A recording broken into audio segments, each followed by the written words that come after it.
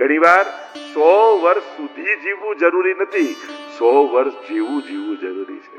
ભલે જેટલા વર્ષ જીવ્યા, જેટલા આચાર્યો મહાપુરુષો થયા, કોઈ 32 વર્ષ, કોઈ 52 વર્ષ, આપણા શંકરાચાર્યજી 32 વર્ષ, મહાપ્રભુજી 52 વર્ષ ભૂતલ પર બિરાજ્યા, પણ હજારો વર્ષ વ્યતીત થયા છતાંય આજે પણ ઈચ્છે દરેકના હૃદયમાં આ ભાવ. જીવંત રહેવું અને જીવવું, આ બંનેમાં બહુ મોટો ફરક છે. મારે જીવવું નથી, મારે જીવંત બનવું છે. અને બન્યા ને પરીક્ષિત મહારાજ, હજારો વર્ષ ભાગવતજીને થયા, આજે પરીક્ષિતને યાદ કરીએ છીએ, કારણ કે આ કથા જ એવી છે, શ્રાપિતને સમર્પિત બનાવનારી કથા છે. લાગ્યો છે શ્રાપ, પણ ભાગવત જેવું આશ્રય કર્યો, અમર બની ગયા. દેહને તો સમાપ્તિ આવી જ, જાત સહિત ધ્રુવ મૃત્યુ, જન્મ્યું છે, મરવાનું છે જ, પણ શરીરના મરવાથી એ જીવન મરી નથી જતું, એ પ્રેરણા મરી નથી જતી, એ જીવંતતા સમાપ્ત નથી થતી. એ જીવંતતા તો આજે પણ પરીક્ષિત મહારાજ નિમિત્ત બની હજારો લોકોને તારી રહ્યા છે. આજે પણ ભાગવતના માધ્યમ થકી. તો પરીક્ષિત ક્યાં ગયા? આપણે એમને 7 દિવસમાં મૃત્યુ, સુખદેવ, તક્ષક, નાગ અને શ્રાપ શરીરને મારી શક્યું, પરીક્ષિતને ન મારી શક્યું. 7 દિવસમાં શરીર ગયું, પરીક્ષિત છોડી ગયા છે. એ તો આજે પણ આ ભૂતલ ઉપર આ જ સમયે હજારો કથાઓ થઈ રહી હશે અને પરીક્ષિત મહારાજના નામ બોલાઈ રહ્યા હશે. હજારોના મુખે ને લાખોના કાન સુધી પરીક્ષિત મહારાજનું નામ આજે પણ બોલાઈ રહ્યું હશે. એટલે ભાગવત એ પ્રમાણ છે, મૃત્યુથી તારી દે છે. મૃત્યુથી તરે ને મરેલા પણ તરે. જો આ ભાગવત ભગવાનની વિશેષતા શું છે? જીવંત સાંભળે તો મુક્ત નો અનુભવ, જીવતા જીવંત મુક્તિનો અનુભવ કરે, અને ક્યાંક એનું મૃત્યુ થઈ ગયું હોય અને એના સ્મરણમાં કે સ્મૃતિમાં પણ જો ભાગવત કોઈ કરે, તે જ્યાં હોય ત્યાંથી મુક્ત બને એવું સામર્થ્ય. એટલે કે ભાગવતજી જીવતા અને મરેલા બંનેને તારવાનું સામર્થ્ય રાખે છે. એટલે આ કોઈ વિચાર નથી, આ ભગવાન છે. આમાં કેવલ ફિલોસોફી નથી લેવાની. ઘણી ફિલોસોફીની તો ઘણી પુસ્તકો હોય. આ જીવંત પરમાત્મા છે, શબ્દમય પરમાત્મા છે, વાણીમય પરમાત્મા છે, જે હયાત નથી એને પણ તારી શકે એવું સામર્થ્ય ભાગવતમાં છે. કહ્યું ના કહી, મારે નથી જોઈતું, મારે દીર્ઘ જીવન નથી જોઈતું, મારે દિવ્ય જીવન જોઈએ છે. કહ્યું સુતજીએ, આ ભાગવતની વિધિ સપ્તાહ શ્રવણની પહેલા 7 દિવસમાં જ ભાગવત થાય એવું નહોતું. ભાગવત તો નિરંતર અહર્નિશ હતું. તો કે આ સપ્તાહ શ્રવણની વિધિ કોણે બતાવી? તો કહ્યું સનત કુમારોએ નારદજીને બતાવી. 7 દિવસની વિધિ, કારણ કે પરીક્ષિત મહારાજ પાસે 7 જ દિવસ હતા. તો કહ્યું કે આ સનત કુમારો તો પરિભ્રમણ કરતા રહે છે અને નારદજી પણ કોઈ એક ઠેકાણે હોતા નથી. તો આ સનત કુમારોનો નારદજી જોડે મેળાપ થયો ક્યાં? અને વર્ણન કરતા સુતજી બોલ્યા, એકદા હિ વિશાલાયામ ચત્વાર ઋષયો મલા સત્સંગાર્થ સમાયાતા દદ્રશુસ્તત્ર નારદમ. બદ્રી વિશાળ ક્ષેત્રમાં એકવાર સનત કુમારો એકઠા થયા સત્સંગ માટે. જ્યાં સત્સંગ શરૂ કરવા જાય એટલામાં ઉતાવળા નારદજીને જતા જોયા. મુખ પર ચિંતા જોઈ. મહાપુરુષના મુખમાં ચિંતન હોય તો સમજાય, પણ ચિંતા જોઈ તો એમ થયું, અરે મહાપુરુષ ચિંતામાં છે તો સમાજમાં કંઈક દુઃખ આવ્યું હશે. કારણ કે મહાપુરુષોને એની વ્યક્તિગત ચિંતાઓ નથી હોતી. મહાપુરુષો તો સમાજના કલ્યાણ માટે જ વિચરણ કરતા હોય છે. મહાપ્રભુજી કેવી કૃપા અને કેવો પરિશ્રમ. અંગ બંગ કલિંગ કૈકટ મગધ મારુ સુર સિંધ તે તામસના અઘર્યા પરતાપ પદરજ ગંધ. 9 વર્ષની આયુથી મહાપ્રભુજી ઘર છોડીને નીકળ્યા છે. ધોતી ઉપરણો ધારણ કરી અને આપણા બધાને કૃતાર્થ કરવા માટે મહાપ્રભુજીએ કેવો પરિશ્રમ કર્યો છે. શ્રી આવા અનેક આચાર્યો, મહાપુરુષોના જ્યારે ચરિત્રોને જોઈએ છે ત્યારે એમને સ્વતંત્ર ચિંતા નથી હોતી, એને સમાજની ચિંતા હોય છે. મુખ પર ચિંતા જોઈ નારદજીના. જેના મુખમાં જીહવા ઉપર ભગવત નામ રહેતું હોય એના કપાળ ઉપર ચિંતાની રેખા જુઓ તો વિરોધાભાસી લાગે. અરે જેના મુખમાં ભગવત નામ એ તો નિશ્ચિંત હોય ને. મહાપ્રભુજી સ્વયં કહે ચિંતા કાપી ન કાર્યા નિવેદિતાત્મભી કદાપિતિ ભગવાન અપી પુષ્ટિસ્થો ન કરિષ્યતિ લૌકિકીમ જગતે. તું પુષ્ટિ પુરુષોત્તમના શરણમાં છો, તને શેની ચિંતા? તારા માથે તારો નાથ બિરાજે છે, ચિંતા કરવા તારે તો કરાય. તો માની ગોદમાં જેમ બાળક નિશ્ચિંત હોય એમ તારે તો ઠાકોરજીના ચરણમાં નિશ્ચિંત થઈને બેસી જવાનું. તથૈવ તસ્ય લીલેતી મત્વા चिंताम धृतम त्यजेत. ये तो सब ठाकुर जी की लीला है. ये मानकर निश्चिंत हो जाओ. घटनाओं रूपे जीवन ने जोशो तो सुख दुख नो अनुभव थशे. लीला रूपे जीवन ने जोशो तो आनंद नो अनुभव थशे. આ બધું જ પ્રભુની લીલા છે, એ જ ખેલી રહ્યો છે. જ્યારે આવો ભાવ આવી જાય, મહાપ્રભુજી આપણને એ અવસ્થા ઉપર લઈ જાય છે. નવરત્ન ગ્રંથમાં પાઠ કરવાથી ચિંતા જશે એવું માનીને પાઠ તો કરીએ છે, પણ જો એ પાઠ સમજમાં આવી ગયો ને તો જીવનમાં ક્યારે ચિંતા જ નહીં થાય. આવેલી ચિંતાઓ ચાય પાઠ કરવાથી, પણ એ પાઠ જો સમજમાં આવી જાય તો જીવનમાં ચિંતા જ ન પ્રગટે. એવી સમજ આવી જાય, એવું જીવનમાં સમાધાન મળી જાય. નારદજીના મુખમાં જયારે ચિંતા જોઈ અને ત્યારે શરદકુમારોએ કહ્યું કે નારદજી આવા ચિંતાતુર કેમ છો? ત્યારે નારદજી પોતાની કથા કહેતા કહ્યા કે અહમ તો પૃથ્વીમ યાતો જ્ઞાત્વા સર્વોત્તમામિતિ પુષ્કરમ ચ પ્રયાગમ ચ કાશીમ ગોદાવરીમ તથા. આ પૃથ્વીને સર્વોત્તમ જાણી હું તીર્થ યાત્રા કરવા માટે આવ્યો. મને થયું તીર્થોમાં જઈ પરમ શાંતિનો, પરમ આનંદનો, પરમાત્માનો અનુભવ થશે. પણ જ્યાં જ્યાં હું તીર્થોમાં ગયો ત્યાં ભગવાનનો પ્રભાવ ન દેખાયો, મને કલિયુગનો પ્રભાવ દેખાયો. કલિયુગ ચાલી રહ્યો છે, કલિયુગનો પ્રભાવ ચારે બાજુ દેખાયો. અને શું દેખાયું? સત્યમ નાસ્તિ તપ શૌચમ દયા દાનમ ન વિદ્યતે ઉદરમ ભરીણો જીવા વરાકા કૂટ ભાષિરા. ધર્મનો નાશ થતો દેખાયો. સત્યમ નાસ્તિ, સત્ય ક્યાંય નથી. સત્યનો નાશ થતો દે. અને સત્ય ઉપરથી લોકોનો વિશ્વાસ ઉઠતો મેં જોયો, એટલે મને વધારે દુઃખ થયું. વિશ્વાસ બન્યો રહે ને તોય ચાલે, પણ લોકોને જ્યારે એમ થવા લાગે કે સાચું બોલીને તો જીવાય જ નહીં, ત્યારે વધારે ચિંતા થાય. ધર્મની ગ્લાનિ થાય ત્યારે ભગવાન આવે. એમ ભગવાને કહ્યું યદા યદા હિ ધર્મસ્ય ગ્લાનિર્ભવતિ. તો ધર્મની ગ્લાનિ થાય કેમ? કોઈ પાપી કે અસુર વ્યક્તિ ધર્મની ગ્લાનિ કરી શકતો નથી. ધર્મનો સ્પર્શ પણ કરી શકતો નથી, નાશ તો શું કરી શકે? પણ ધાર્મિક વ્યક્તિને જ્યારે ધર્મ પરથી વિશ્વાસ ઉઠવા લાગે ને, સજ્જન વ્યક્તિને જ્યારે ધર્મ પરથી વિશ્વાસ ઉઠવા લાગે ને, બુદ્ધિમાન વ્યક્તિને જ્યારે ગ્રંથો ને શાસ્ત્રો પરથી વિશ્વાસ ઉઠવા લાગે ત્યારે ધર્મની ગ્લાનિ થાય છે. એટલે એમ ન માનવું કે કોઈ અસુરોનો પ્રભાવ જ ધર્મનો નાશ કરે છે. ના, સજ્જન વ્યક્તિઓના જીવનમાંથી ધર્મ વિદા થવા લાગે ત્યારે ધર્મની, કારણ કે ધર્મ કોઈ પુસ્તકો ને ગ્રંથોમાં નથી. ધર્મ સજ્જન અને સાધુ વ્યક્તિઓના જીવનમાં જીવતો હોય છે. અને જીવનમાંથી જ્યારે ધર્મ રવાના થતો દેખાય ત્યારે ધર્મની ગ્લાનિ થાય. ત્યારે ચિંતા પરમાત્માને થાય છે કે જ્યારે સાધુ પુરુષોને વિશ્વાસ નથી તો હવે મારે. અને ત્યારે ભગવાન ઉધાર લઈને પધારે છે.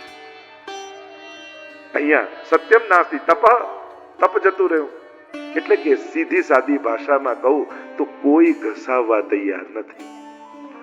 પણ તકલીફ એ છે, દરેકને ઘરમાં એવું લાગે હું જ ઘસાવું છું, બધા મજા કરે છે, મારે જ સહન કરવાનું, બાકી બધા લહેર કરે. દરેકને એમ લાગે તો ઘસાય છે કોણ? વૈષ્ણવ જ ઘસાય હો. નાદાન વ્યક્તિઓ તો ઝઘડા કરે, એ તો હક માંગે, એ તો લડાઈ કરવા આવે. વૈષ્ણવ હોય ને એ જ છોડે. એટલે આપણે જાણે ત્યાગે સ્વાગે. હાથમાંથી કોઈ લઈ જાય તો એમ ન માનતા કે તમારા ભાગ્યમાંથી કોઈ લઈ ગયું. ભાગ્યમાં હશે તો આવવું જ પડશે. એને એ વસ્તુએ તમારા આંગણે આવીને ઊભા જ રહેવું પડશે. એ વ્યક્તિએ હાથ જોડીને આંગણે ઊભા રહેવું પડશે. એ ભલે એનો ઘણી વાર પાપીઓના દિવસો હોય, સજ્જનોની સદીઓ હોય. ઘણી વાર ઘણાનો સમય સારો આવી જાય ત્યારે પોતાને સમર્થ માનવા લાગે. એ સમર્થ હોતા નથી, એના સમય સારા હોય છે ઘણી વાર. પણ જ્યારે સમય વિપરીત થાય ને, દરેક માણસની ઓકાત સમય યાદ અપાવી દેતો હોય છે કે તું આટલાને જ લાયક છે, તું આના માટે જ છે, તું આટલો જ છે. તકલીફ કલયુગમાં એ છે, માણસ હાઈટ વધારવાની કોશિશ નથી કરતો, પણ બૂટની એડીઓ ઊંચી કરવાની કોશિશ કરે છે કે હું મોટો દેખાઉં, હું સારો દેખાઉં, હું બધા કરતા વિશેષ દેખાઉં સમાજને. હીલ ઊંચી કરવા કરતા હાઈટ વધારવાના પ્રયાસ કરજો. આ ભાગવત છે ને, તમારી હાઈટ વધારશે. કારણ કે હાઈટ, જ્યારે ઊંચાઈથી તમે કોઈ વસ્તુને જુઓ છો ને, ત્યારે તમને બધું એક લાગે છે. જેમ અત્યારે આપણે અમારું ગામ, અમારો દેશ, અમારો આ, પણ પૃથ્વીની બહાર જઈને જુઓ તો તમને એક પૃથ્વી લાગે. ઊંચાઈ પરથી નો દ્રષ્ટિકોણ માણસને એકતા આપે છે.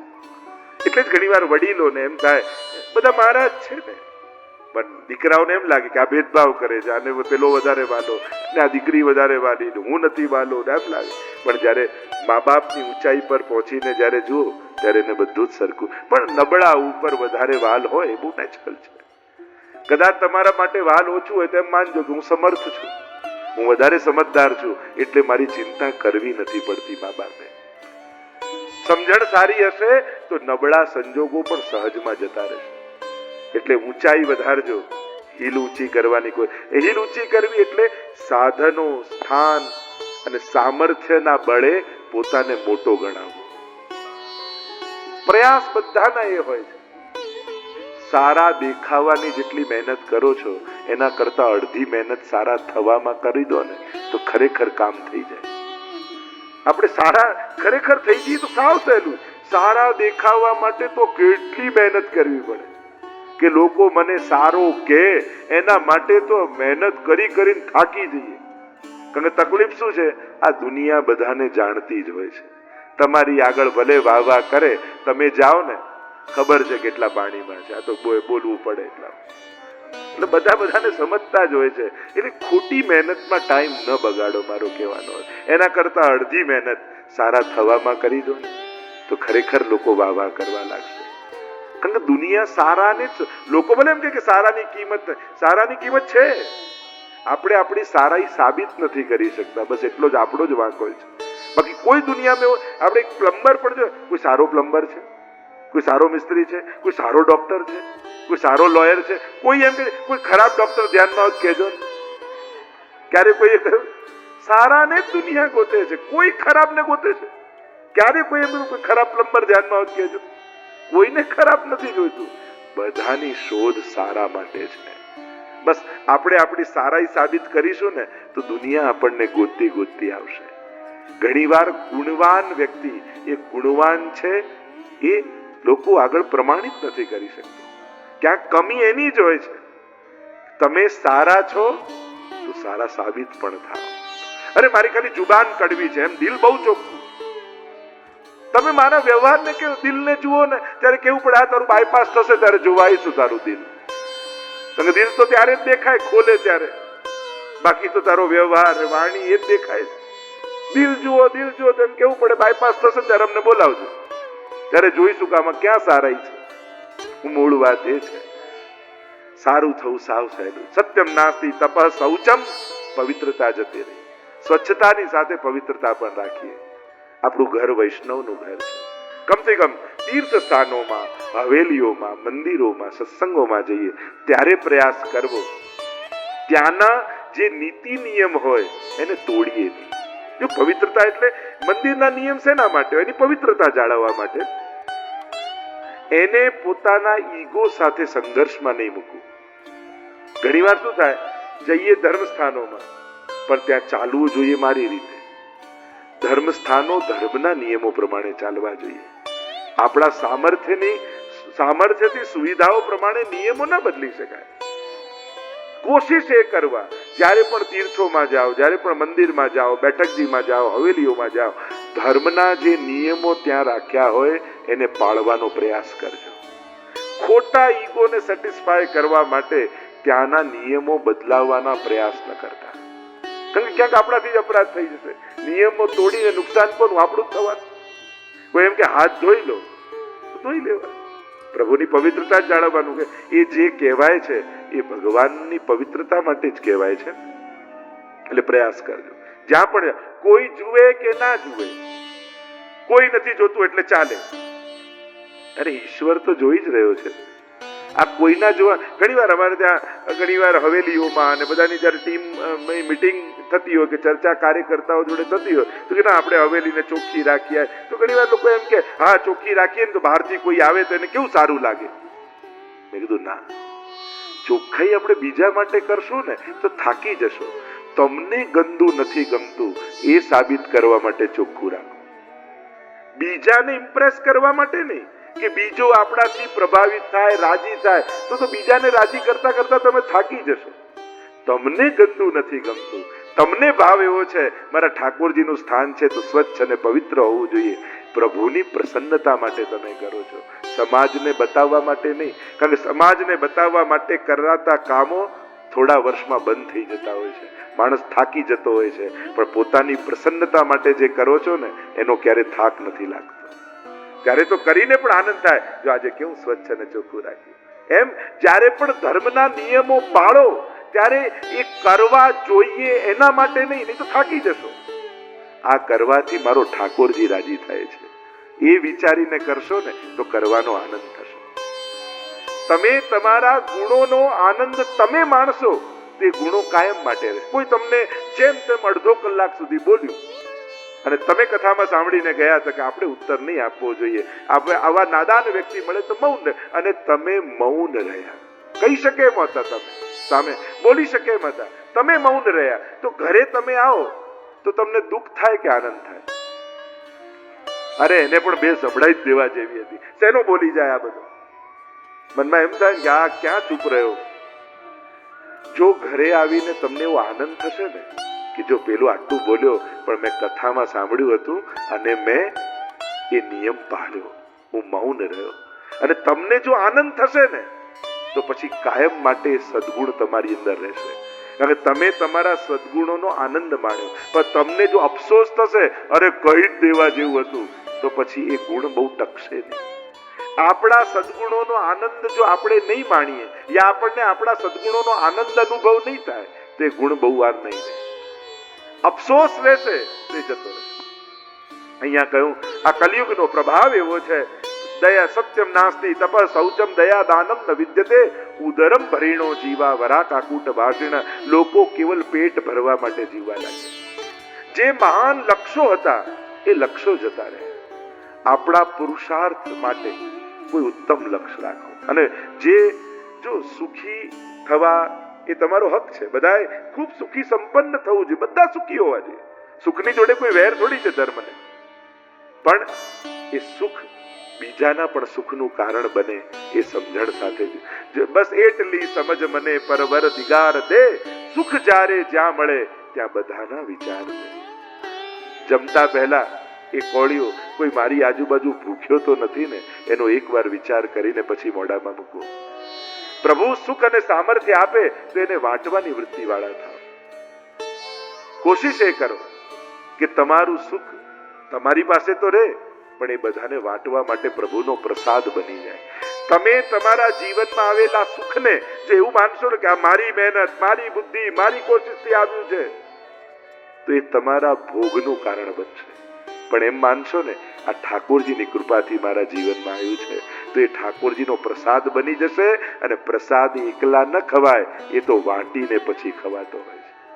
प्रसाद मानी ने सुख स्वीकार करो कि प्रभु की प्रसन्नता का कारण है, प्रभु मुझ पर बहुत नीचे हैं इसलिए मेरे जीवन में सुख आया है। और यूं मानकर अपने सुख को प्रभु का प्रसाद मानोगे तो बांटने की इच्छा होगी, और मेहनत का फल मानोगे तो अकेले खाने की इच्छा पैदा होगी। नाना मारू है हूँ शू करवा कोई ने आपे आओ भाव उपनिषद આપણને શીખવાડે છે તેન તક્તેન ભુંજિત था मां ગૃધ કસ્યચિત ધનમ। ત્યાગ દ્વારા ભોગવો, વાટીને ભોગવો, આપીને ભોગવો। જમાડવાનો જે આનંદ છે એ જમવામાં ક્યારે નથી આવવાનો। તો આ વૃત્તિ ભાગવતની તો કલિયુગના પ્રભાવ એવા છે। અને કહ્યું કે મંદા સુમંદ મતયો મંદ ભાગ્યા યુપદ્રતા પાખંડી નિરતા સંતો વિરક્તા સપરિગ્રહ। લોકો મંદ ભાગી થયા છે। જ્યોતિષશાસ્ત્રમાં પણ તમે જુઓ ને ભૂદેવો બિરાજમાન છે। જે સારા સારા યોગો જ્યોતિષશાસ્ત્રમાં કહેવાતા ને એ આજે એના જેવા ફળ આપતા નથી। એવાને એને જે શાસ્ત્રોમાં લખ્યા છે જે ફળ એ આજે દેખાતા નથી। લોકો મંદ ભાગી થયા છે। પુણ્ય ઘટે ને તો સદ યુતિઓના પ્રભાવ પણ ઘટી જાય. પુણ્યોથી સુખ આકર્ષિત થતું હોય છે. જેના જીવનમાં પુણ્યો અધિક હોય ને, કારણ કે મહેનત અને બુદ્ધિ સુખ નથી આપતી, સાધનો આપે છે. મહેનત અને બુદ્ધિથી ઘર મેળવી શકાય, પણ ઘરમાં સુખ એ તો ઈશ્વરની કૃપાથી જ મળે. સાધનો અને વ્યવસ્થા ઊભી કરી શકાય છે, પણ એ સુખના કારણ ત્યારે જ બને છે જ્યારે જીવનમાં પુણ્યો ભેગા થાય છે, પ્રભુની કૃપા મળે. મંદા સુમંદ બતયો મંદ ભાગ્યાયુપદ્રતા પાખંડી નિર્તા. પાખંડીઓ સંતોના વેશમાં ફરવા લાગ્યા. અનેક પ્રકારના દૂષણો દેખાયા કલયુગમાં. અને આ કલયુગના લક્ષણો જોતા જોતા જ્યારે નારદજી પરિભ્રમણ તીર્થમાં કરી રહ્યા છે, સર્વ માર્ગેષુ નષ્ટેષુ કલૌ ચ કલધર્મિણી પાખંડ પ્રચુરે લોકે કૃષ્ણેવ ગતિર્મમ.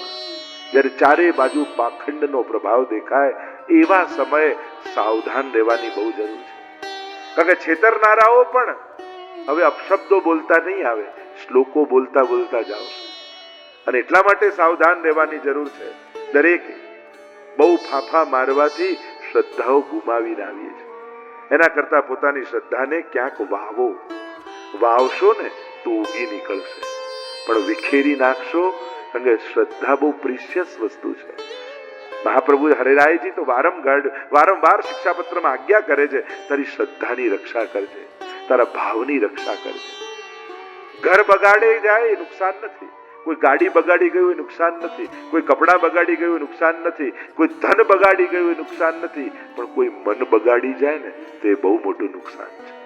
કોઈ બુદ્ધિ બગાડી જાય ને એ બહુ મોટું નુકસાન છે. કારણ કે બુદ્ધિ બગાડી ગયું ને, હવે તમને કોઈ દુશ્મનની જરૂર નથી, કારણ કે તમારો દુશ્મન હવે તમારી બુદ્ધિ જ બની ગઈ છે. તમારી બુદ્ધિ જ તમારો સર્વનાશ કરી નાખશે. એટલે મન અને બુદ્ધિ બગાડનારા વ્યક્તિઓથી વધારે સાવધાન રહેજો આ સમયમાં. કહ્યું કલયુગના દર્શન કરતો કરતો ચારે બાજુ, અને જ્યારે તીર્થોમાં કલયુગનો પ્રભાવ દેખાયો ને ત્યારે નારદજીને વધારે ચિંતા થઈ ગઈ. કારણ કે લોકો સંસારમાં પાપ કરે અને પાપ ધોવા તીર્થમાં જાય, પણ તીર્થમાં જ પાપ હોય તો માણસ પવિત્ર થવા જાય ક્યાં? પેલું આગ બુઝાવવાના ફાયર બ્રિગેડનું જે હોય એનું વેન, અને એમાં જ આગ લાગી જાય તો બુઝાવી શેમાંથી? આ તો એવું થયું, માણસ પવિત્ર થવા માટે તીર્થોમાં જાય અને ત્યાં જ પાપ ભોગવવાની વૃત્તિ જોવા મળે તો માણસે જવું ક્યાં? ચિંતા એ છે. અને પરિભ્રમણ કરતા કરતા નારદજી કહેવા લાગ્યા, હું જ્યારે વૃંદાવનમાં આવ્યો અને ત્યાં યમુનાજીના તટ ઉપરથી હું જતો હતો, એટલામાં પાછળથી અવાજ સંભળાયો, ભો ભો સાધો ક્ષણમ તિષ્ઠ મચ્ચિંતામપી નાશય. अरे महाराज, अरे साधुजन, अरे महात्मन, रुक जाइए. और जहां मैंने मुड़कर देखा, જોયું તો એક સ્ત્રી છે. અનેક સ્ત્રીઓ એની સેવા કરી રહી છે. પણ આશ્ચર્યની એ વાત છે કે યુવાન સ્ત્રીના ખોળામાં બે વૃદ્ધ પુરુષો મસ્તક રાખીને સૂતા છે.